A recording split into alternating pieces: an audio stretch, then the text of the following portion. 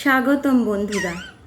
দেখো, সভার শুরুতেই বাসের উপর 4 জন বসে সবাইকে যেন নিমন্ত্রণ জানাচ্ছে। আর এই মিষ্টি সুরের ডাকটা শোনো, এটাই সভার প্রধান আকর্ষণ।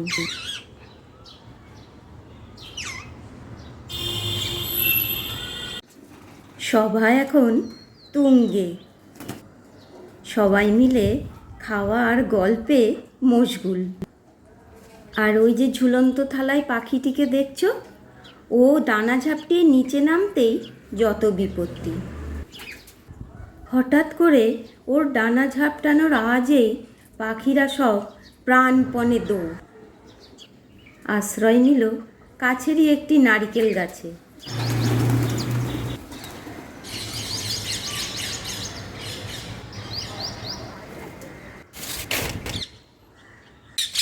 আর এই ঝুলন্ত থালাটা দেখছো, এখানে খাবারের চেয়ে দোল খাওয়া আর ঝগড়াটাই বেশি চলে।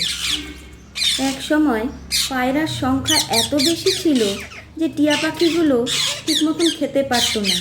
রীতিমতন ডানা ঝাপটিয়ে টিয়া পাখিগুলিকে তাড়াতো পায়রাগুলি। এখন ওদের সংখ্যাটা অনেকটাই কমেছে। চারিদিকে প্রখর রোদ, পাখিগুলি খুব তৃষ্ণার্ত, তাই ঘন ঘন দেখছি ওরা জল পান করে নিচ্ছে। ছাদে যখন খাওয়া দাওয়া চলছে, ওদিকে জালনায় চলছে টিয়াদের তুমুল ঝগড়া।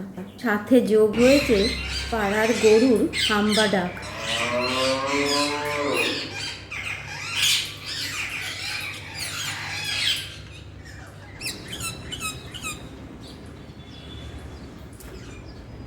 এটা কিন্তু ঘেটু বুড়ি না।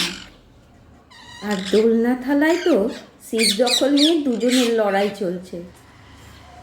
ওপর থেকে দড়ি ধরে ঝুলে আছে ওস্তাদ অন্য একজন।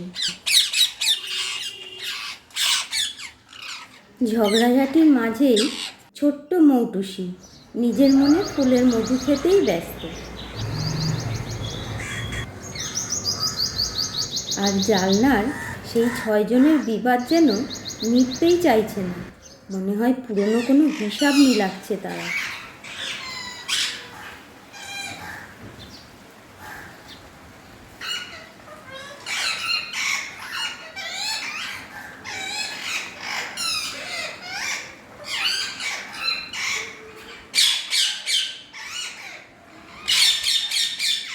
জালনার ঝগড়া তো মিটছেই না, কিন্তু আমাদের ঘেটুগুড়ি সেদিকে কোনো ভ্রুক্ষেপ নেই। ঝগড়া চলুক ঝগড়ার জায়গায়, ও এখন নিজের মনে আঙুর খাওয়া নিয়ে ব্যস্ত। দেখো কত আয়েশ করে কামড়ে কামড়ে আঙুরটাকে খাচ্ছে।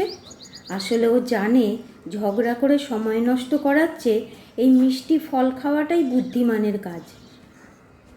এবার দেখুন আমার ছাদ বাগানের কিছু ফুলের শোভা।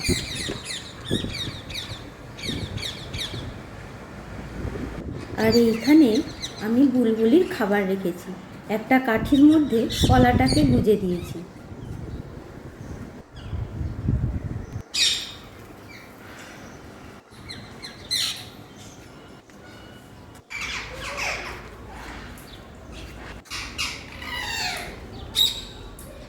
আমাদের এই ছোট্ট বুলবুলিটি কিন্তু একদম শান্ত।